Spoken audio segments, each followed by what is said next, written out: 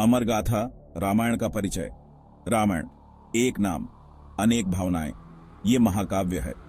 प्रेम, धर्म, युद्ध की कहानी। लेकिन रामायण सिर्फ एक कहानी नहीं, यह हमारी संस्कृति का आईना है, हमारे संस्कारों की नींव है। हजारों साल पहले महर्षि वाल्मीकि ने रामायण लिखी। राम और रावण की कहानी, यह कहानी सदियों से चली आ रही है। समय के साथ रामायण के कई रूप देखने को मिले, लेकिन हर रूप में एक सीख है, सच्चाई, प्यार और अच्छाई की जीत। रामायण का महत्व केवल इसके पात्रों और घटनाओं में नहीं है, बल्कि इसमें छिपे गहरे संदेशों में है। यह महाकाव्य हमें सिखाता है कि कैसे एक आदर्श जीवन जिया जाए। रामायण में राम का चरित्र आदर्श पुत्र, आदर्श पति और आदर्श राजा के रूप में प्रस्तुत किया गया है। सीता का चरित्र आदर्श पत्नी और नारी शक्ति का प्रतीक है। लक्ष्मण, भरत और हनुमान जैसे पात्रों के माध्यम से हमें निष्ठा, भक्ति और सेवा का महत्व समझ में आता है। रामायण की कहानी अयोध्या के राजा दशरथ के 4 पुत्रों राम, लक्ष्मण, भरत और शत्रुघ्न की है।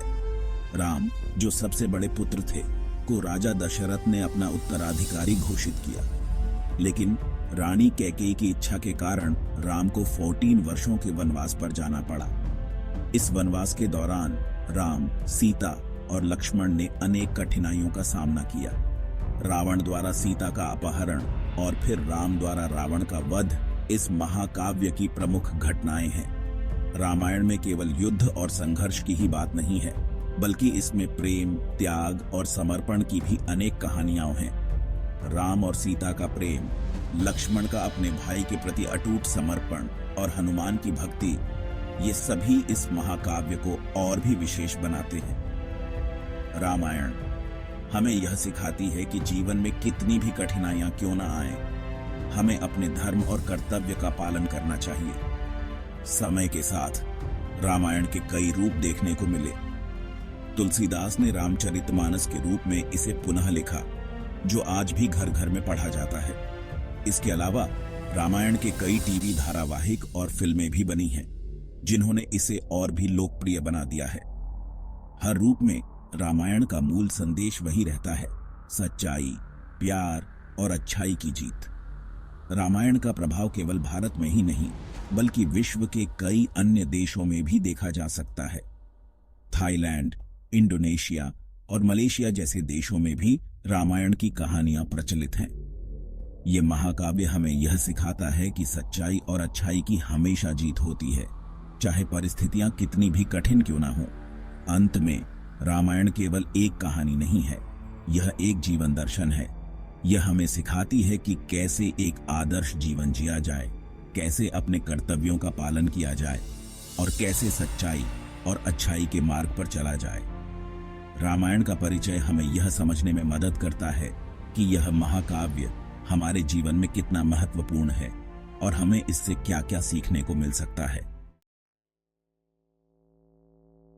छुपी हुई बातें, अनसुने किस्से, ये वो कहानियां हैं जो समय की धूल में छुपी रह गईं, जिनके बारे में बहुत कम लोग जानते हैं। रामायण के बहुत से किस्से मशहूर हैं। हम सभी ने राम, सीता, लक्ष्मण और रावण की कहानियां सुनी हैं। लेकिन क्या आप जानते हैं कि रामायण में कई ऐसी कहानियां भी हैं जो आमतौर पर नहीं बताई जाती? ये कहानियां और रहस्य से भरी हुई हैं। जैसे कि लंका जलाने के बाद हनुमान जी एक गुफा में गए। उस गुफा में उन्होंने कुछ ऐसा देखा जो किसी ने पहले नहीं देखा था। हनुमान जी ने उस गुफा में एक अजीब शिवलिंग देखा। यह शिवलिंग साधारण नहीं था, यह शिवलिंग लंका की रक्षा करता था। हनुमान जी ने उस शिवलिंग की पूजा की और फिर उसे वहीं छोड़ दिया। इस शिवलिंग के बारे में बहुत कम लोग जानते हैं। यह शिवलिंग लंका की रक्षा करता था और इसे रावण ने खुद स्थापित किया था। रावण ने इसे अपनी शक्ति और ज्ञान के प्रतीक के रूप में स्थापित किया था। रावण के 10 सिरों का रहस्य भी अनजाना है। कुछ ज्ञानी कहते हैं कि ये सिर ज्ञान के प्रतीक हैं। हर सिर एक विशेष ज्ञान का प्रतीक है। रावण ने इन सिरों के माध्यम से विभिन्न विद्याओं और कलाओं में महारत हासिल की थी। रावण के 10 सिरों के पीछे की कहानी भी बहुत रोचक है। कहा जाता है कि रावण ने अपनी तपस्या के दौरान भगवान शिव से वरदान प्राप्त किया था। इस वरदान के कारण ही उसे 10 सिर प्राप्त हुए थे। ये सिर उसकी शक्ति और ज्ञान का प्रतीक थे। कुछ विद्वान मानते हैं कि रावण के 10 सिर वास्तव में उसके 10 प्रमुख गुणों और विद्याओं का प्रतीक थे।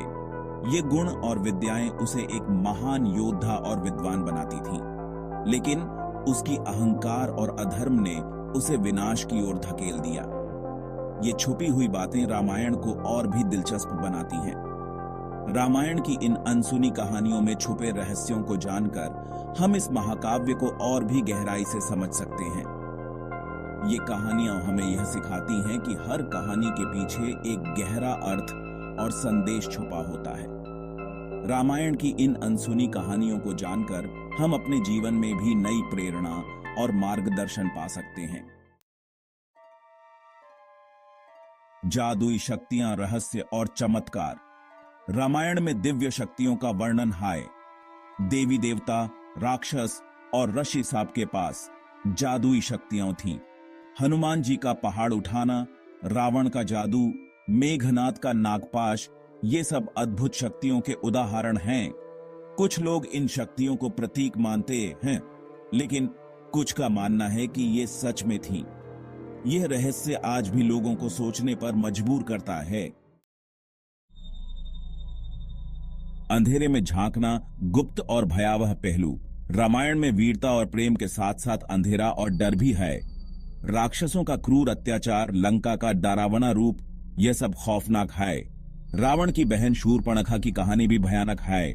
उसका बीड़ा सूरत रूप, उसका गुस्सा, यह सब एक अलग ही डर पैदा करता है। ये डरावने पहलू रामायण को और भी गहरा बनाते हैं। प्राचीन विज्ञान। रामायण में विज्ञान कथा। रामायण में ऐसे वर्णन हैं जो आज के विज्ञान को चुनौती देते हैं। पुष्पक विमान, दिव्य अस्त्र शस्त्र, क्या ये विज्ञान कथा के उदाहरण हैं? कुछ विद्वानों का मानना है कि प्राचीन भारत में आधुनिक तकनीक थी। पुष्पक विमान को उड़ने वाला रथ माना जाता है। यह भी माना जाता है कि ब्रह्मास्त्र और नारायणास्त्र परमाणु बम की तरह खतरनाक थे। क्या रामायण विज्ञान और कल्पना का अद्भुत मेल है? रामायण एक प्राचीन भारतीय महाकाव्य सदियों से लोगों के दिलों और दिमागों में बसा हुआ है। इसमें न केवल धार्मिक और नैतिक कहानियां हैं, बल्कि ऐसे वर्णन भी हैं जो आधुनिक विज्ञान को चुनौती देते हैं। पुष्पक विमान एक ऐसा उड़ने वाला रथ जो रावण द्वारा सीता का अपहरण करने के लिए उपयोग किया गया था, क्या वास्तव में एक उन्नत तकनीक का उदाहरण हो सकता है? यह विचार कई विद्वानों और वैज्ञानिकों को आकर्षित करता है।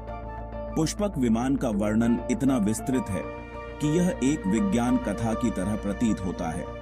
यह रथ न केवल उड़ सकता था, बल्कि इसे किसी भी दिशा में ले जाया जा सकता था और यह स्वचालित रूप से संचालित होता था।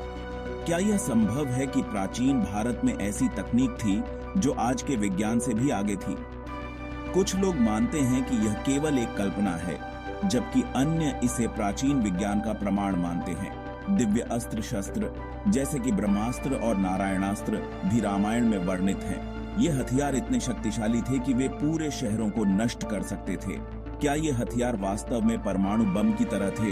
ब्रह्मास्त्र का वर्णन एक ऐसे हथियार के रूप में किया गया है जो अपने लक्ष्य को नष्ट करने के बाद भी विनाशकारी प्रभाव छोड़ता है। यह आधुनिक परमाणु हथियारों की तरह ही लगता है। रामायण में वर्णित ये तकनीकें और हथियार क्या वास्तव में विज्ञान कथा हैं, या वे प्राचीन भारत की उन्नत तकनीक का प्रमाण हैं? ये सवाल आज भी विद्वानों और वैज्ञानिकों के बीच बहस का विषय है। कुछ लोग मानते हैं कि रामायण में वर्णित ये घटनाएं और वस्तुएं केवल प्रतीकात्मक हैं और उनका वास्तविकता से कोई संबंध नहीं है, जबकि अन्य लोग मानते हैं कि प्राचीन भारत में विज्ञान और तकनीक का स्तर बहुत उन्नत था और रामायण में इसका प्रमाण मिलता है। रामायण में वर्णित विज्ञान कथा और तकनीकें हमें यह सोचने पर मजबूर करती हैं कि क्या प्राचीन सभ्यताएं वास्तव में इतनी उन्नत थीं जितना कि हम सोचते हैं। यह महाकाव्य न केवल धार्मिक और नैतिक कहानियों का संग्रह है, बल्कि यह हमें प्राचीन विज्ञान और तकनीक के बारे में भी सोचने पर मजबूर करता है। क्या रामायण वास्तव में विज्ञान और कल्पना का अद्भुत मेल है? यह सवाल आज भी अनुत्तरित है, लेकिन यह निश्चित है कि रामायण में वर्णित ये घटनाएं और वस्तुएं हमें हमेशा आकर्षित करती रहेंगी।